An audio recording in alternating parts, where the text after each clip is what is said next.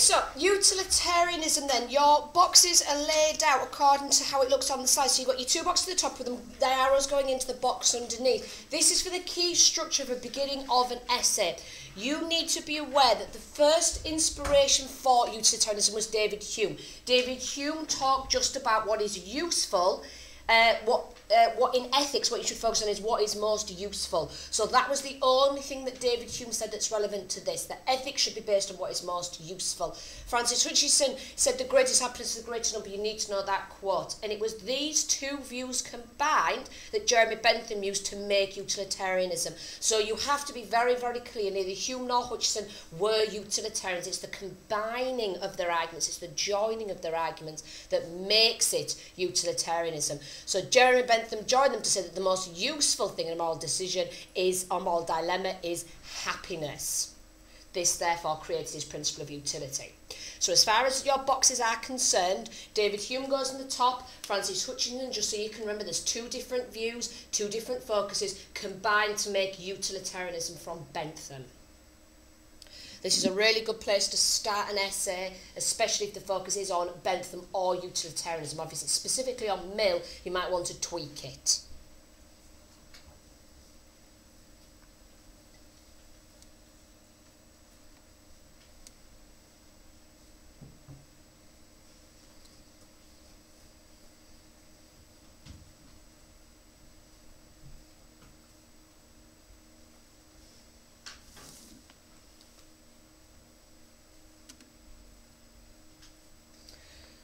Also recognise that if any question in your exam talks about the usefulness of utilitarianism, a very good thing to note is that utilitarianism, utility means usefulness. The whole argument is about the useful approach to ethics. So it's a really important link to make if the word utilitarianism and useful come up in your exam.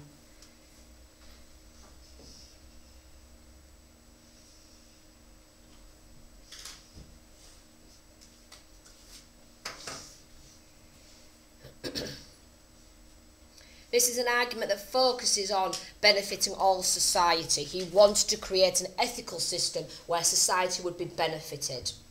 So you remember with situation ethics where Reverend Macquarie said it's not an ethic for society because you can't apply it to you can't apply every individual situation to the whole of society as a moral law. This works for society. The whole aim of this was to help create something for society to benefit from. Moving into the box underneath then, you have his principle of utility. You have to learn it as that. The principle of utility means principle of usefulness is maximise pleasure, minimise pain. Be very clear, it's pleasure. Bentham is focused on pleasure, on hedonism. Maximise your pleasure, minimise your pain. You then have a quote from him. You don't need to learn the whole of this quote, but it's a nice one.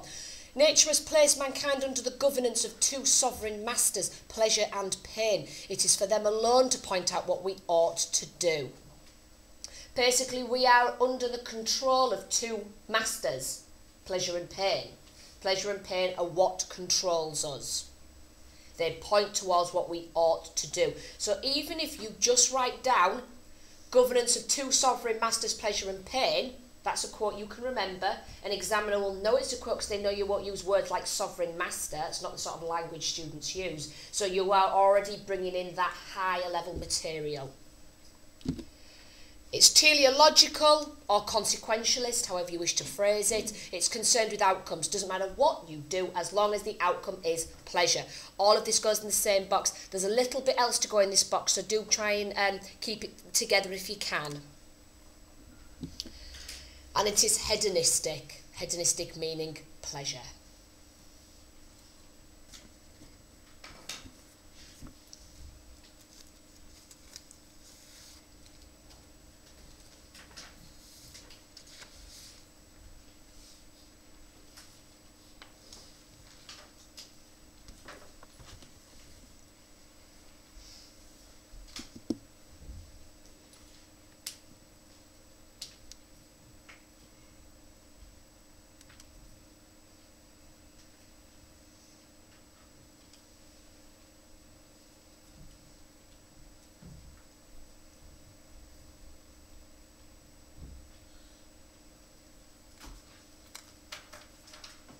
Excellent.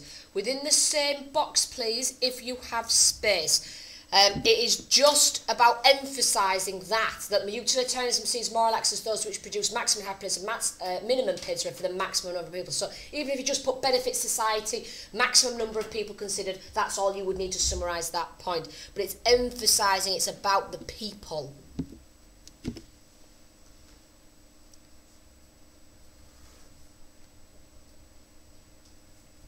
So it's about the people involved. It's about looking at the maximum number of individuals within society. Also within the same box, again, if you have space, it's just to, we don't need that. It's just to summarise this, again, this focus. The idea that what is morally good equals the greatest sum of pleasure and least sum of pain. Act is right, more pleasure. Act is wrong, more pain. This is summarised within that box already, but it's just to really emphasise the point that you are making. So as long as your sheet somewhere really emphasises this idea that act is right, more pleasure than pain, or act is wrong, more pain than pleasure, then you've really focused on Bentham's argument. Of course, Bentham's argument then moves into hedonic calculus. This is for the box with the numbers. So just above the numbers, you have a little bit of space. That's just to summarise that bit there. Hedonic calculus, hedonic meaning pleasure, calculus, calculator. It's the pleasure seeker. It's the way to seek pleasure. This is the way of calculating or quantifying pleasure, quantifying a quantity. The 7 are intensity, duration, certainty, fecundity, propinquity, purity and extent. So these are the 7 factors that you have to consider when trying to work out whether your action will bring about the most pleasure over pain. How intense will it be? How long will it last? What is the certainty that you are going to gain pleasure from what you do? Fecundity, how productive is it? Does it lead to other pleasures? Propinquity, how near is it? How far do you have to go to get it? I'd get a lot of pleasure from going to Bora Bora. I'd have to get on a plane for 20 hours. Purity, does it involve pain as well, or is it pure pleasure? And finally, extent, the more the merrier. Amy, yes? in an exam, how many would you have to mention? Good question. In an exam, I would, if you can't remember all 7, it's no big deal. I would say that you need to focus on 2 or 3 and apply them. It's the application that's important.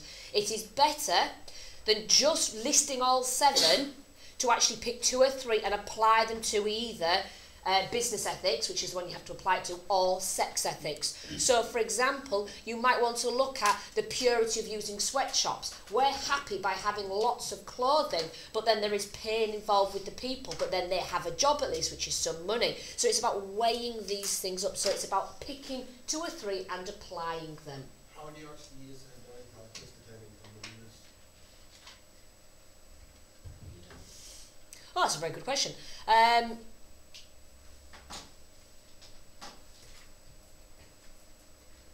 I don't know. You could probably put each one on a scale of 1 to 10, like how intense it is, and then add it up. Yeah.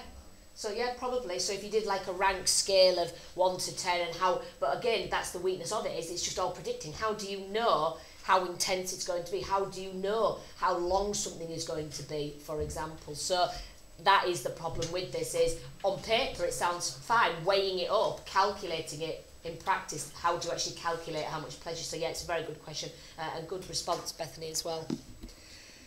That's fine. Box next to it then is for the strengths and weaknesses of the hedonic calculus. So those 3 go into the box next to it. The hedonic calculus attempts to quantify happiness. Is this possible? That's exactly the point that Kyle's just said. It's hard to apply when faced with an immediate ethical dilemma.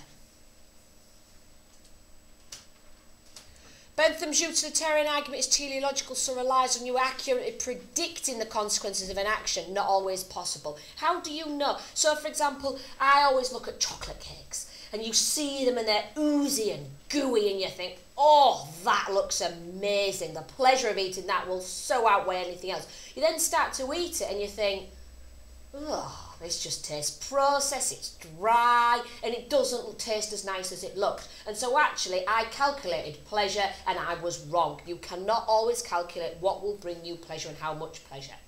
And then you've got to work out for 3 days in the gym to get it off. So you cannot accurately predict the pleasure something will bring you.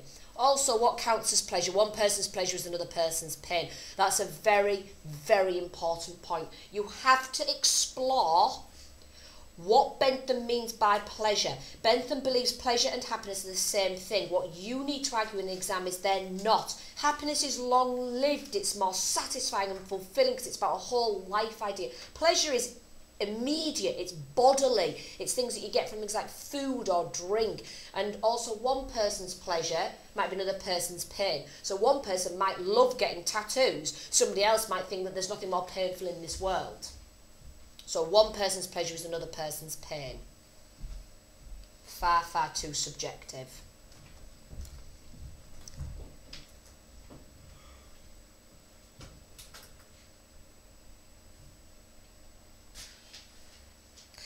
Four boxes underneath then are going into Mill's 4 parts of his argument. The first is the strengths and weaknesses presented against Bentham. So the first column is for this slide. John Stuart Mill, I think, was the nephew of Bentham, or something like that, or a cousin, and they were related in some way, so that's how he knew about Bentham's argument.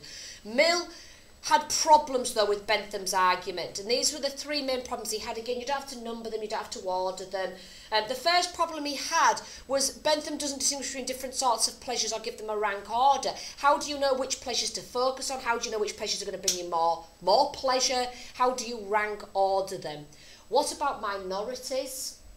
So it says focus on the benefit society, greatest happiness, greatest number, but what about the minority that might suffer? And finally, the emphasis on pleasure. Mill saw little more than animal instincts, sex, food and drink, and that is why it's called a swine philosophy. Also, that's why Mill later on uses the pig quote, because it's all this idea of gluttonless animal instincts of just food and drink, etc. So this is why he created his own utilitarian argument. This is a nice place to start an introduction if it's specifically on Mill. That Mill goes against Bentham and therefore creates his own.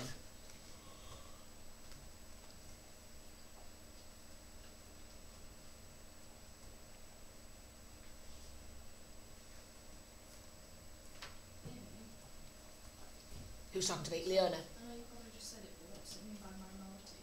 So whenever you focus on the greatest happiness for the greatest number or benefiting all of society, there's always going to be somebody that's unhappy because of the decision that's been made. So there's always going to be a minority that are left out. Yeah. So, for example, if Theresa May got a phone call to say, right, we're going to drop a bomb somewhere on England, we're going to do it today, we'll either drop it on London or you pick somewhere else. They'll probably say, we'll just drop it on Scarborough then because there's fewer population, there's going to be less widespread, we're surrounded by moors and woods, etc. So that's better than all the people that are in London, for example. So, but then we're the minority, what about us? Yeah.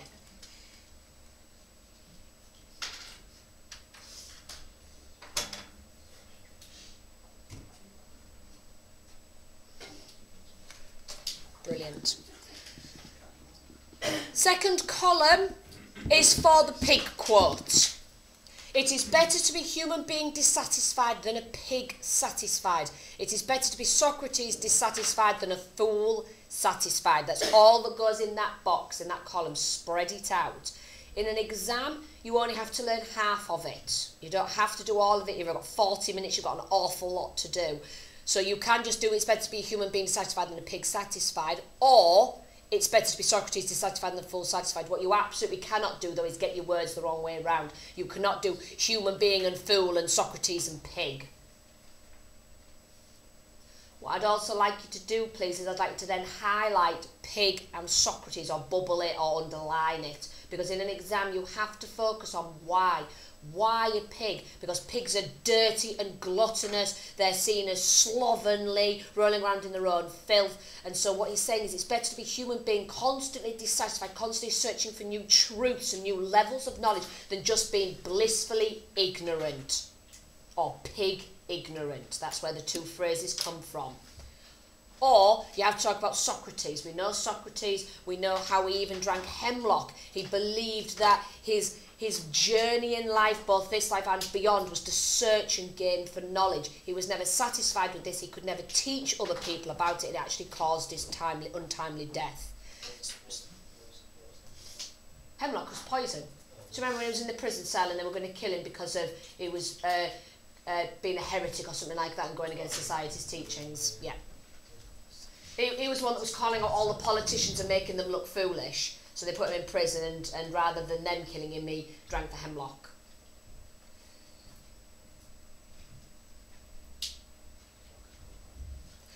Third column, higher and lower pleasures. Lower pleasures are the lowest pleasures shared by animals, such as pigs. The higher pleasures stimulate the mind and experienced by humans. Mill recognised that we don't always pick the higher pleasures. This is because we're ignorant. Pizza, opera. Pizza, opera. Most of us will probably go for the pizza. Why? Because we're ignorant. However, you have to consult a competent judge. A competent judge is someone who's experienced both higher and lower pleasures and are able to give you experience of these, talk about that amounts of pleasure and pain that you would get from them, and lead you towards making the higher pleasure choice.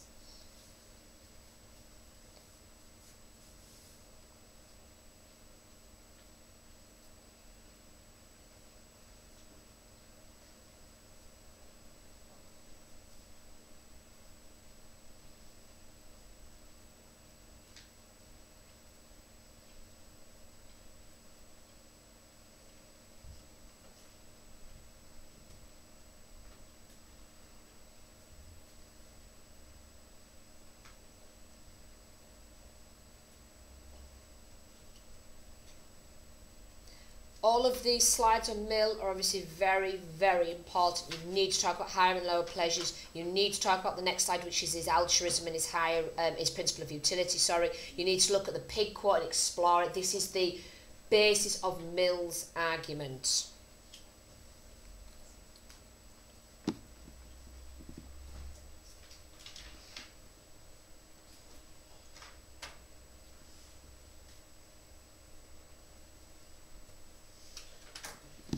Keep it very, very simple. Bentham, hedonic calculus. Mill, higher and lower pleasures, act and rule. We're doing act and rule obviously on the side of the sheet. Very structured, very straightforward. Okay, so the final column for Mill focuses on altruism. Altruism meaning unselfishness and love for others, which was very, very important to him. It led into his principle of utility, which is to, rather than the maximise pleasure, minimise pain, which was for Bentham, Mill's focuses upon happiness, that happiness is desirable, it's desired as an end in itself, and happiness of others increases your own. What this means is that happiness is something that you want, it's something that you desire. But not just that, it's an end in itself. It's the only thing that you ever want that is just an end outcome. Everything else leads to something else. So you buy a house to become happy. You want money to be happy. Happiness is the end outcome. And happiness of others increases your own, like giving somebody a present makes you happy.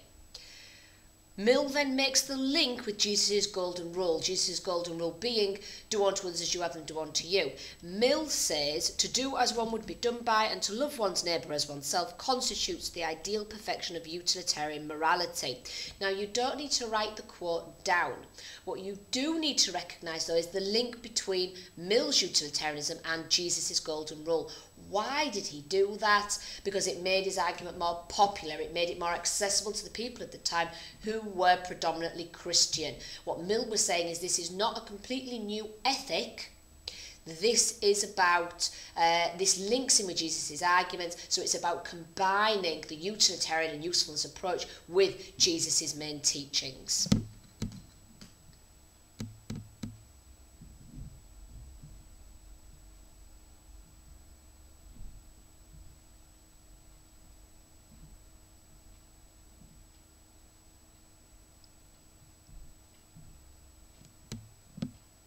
Once you're ready, turn over your sheet.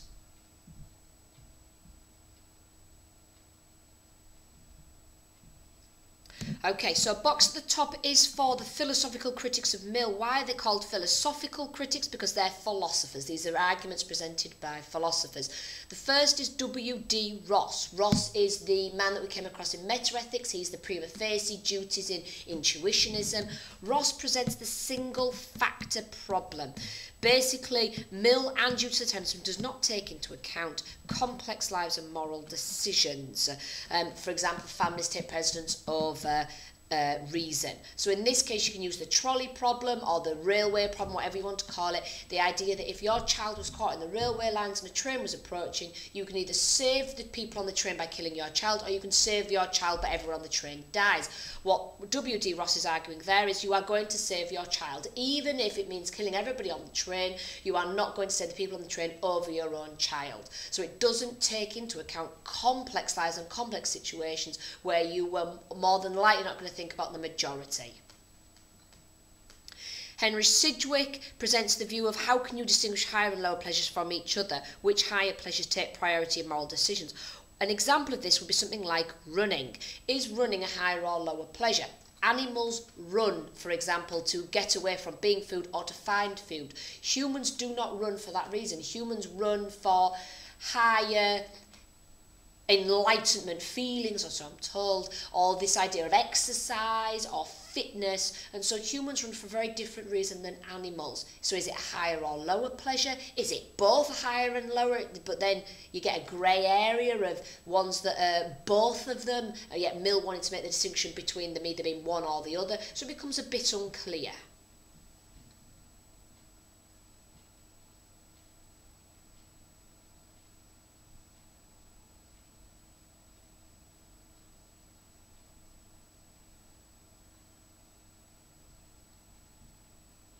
Don't forget, those arguments are presenting somebody else's view. They do not count as evaluation without you then assessing with the strengths and weaknesses of those views. So is W.D. Ross far-fetched? Is he inconsistent? Does Sidgwick present a significant point or an effective point? So you need to criticise and look at them in order to evaluate. So who has got a stronger argument, Mill or the critic? Final box, final section. This is split into act and rule. So you can either go across or down. So you can go across your box for act and then rule, or you can go down so you have your act and your rule. The final side will be the strengths and weaknesses of these. So you're going to have act arguments with act strengths and weaknesses, rule arguments with rule strengths and weaknesses. So this is how the slide looks, so you can split your box up as you wish. Bentham is an act utilitarian, Mill is a rule utilitarian. This is very, very important. You must know this. So Bentham says that we must look at the consequences of each individual situation and act. Every individual circumstance must be looked at differently.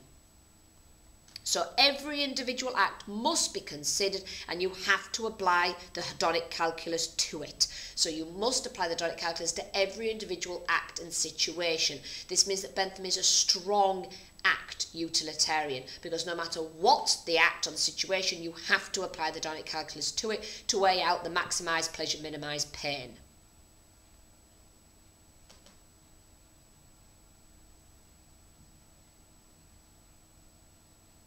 Mill, on the other hand, is a rule utilitarian. General rules that are applied to university across societies to promote happiness. We are a rule utilitarian society. Rules are applied across our society in order to maximise happiness. It creates a balance of good over evil or pleasure over pain. These rules should not be broken as they're the basis of morality. This is what keeps our society happy. This is what keeps our society going, is this focus on maximising these rules in order to promote happiness for more people. Mill, however, was a weak rule utilitarian because he believed in extreme situations. It has to be extreme. In extreme situations, these rules can be broken. So he is a weak rule.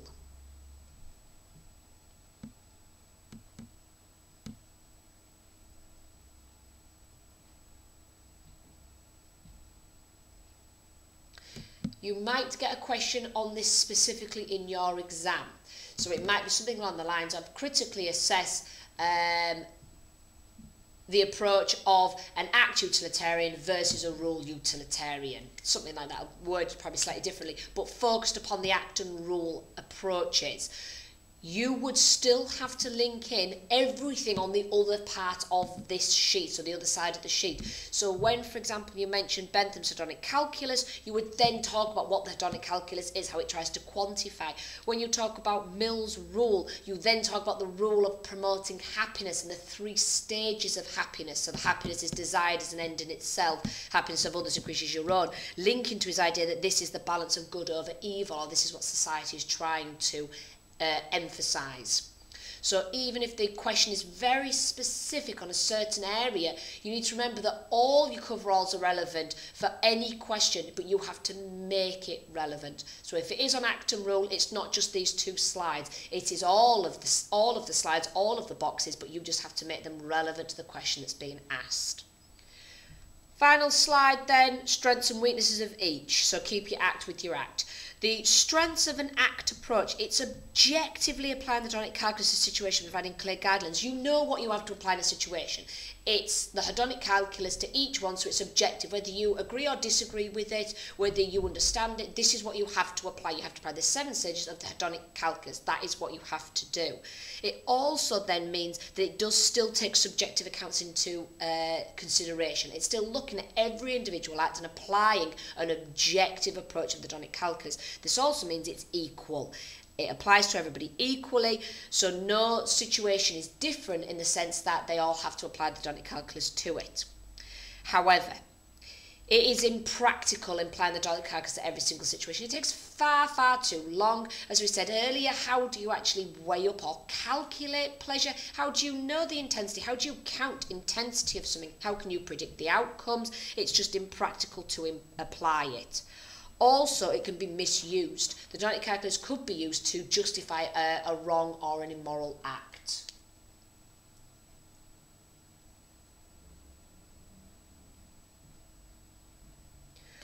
Rule utilitarianism, on the other hand, is fair because the same rules apply to everyone. It's interested in maximising happiness for society, and it's based on a universal human nature. So it's based on these ideas that humans are moral, focusing on happiness, and this is a concept that everybody can experience.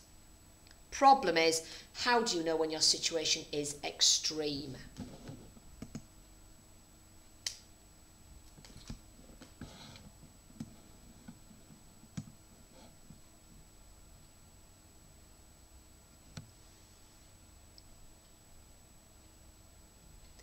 Does anybody have any questions?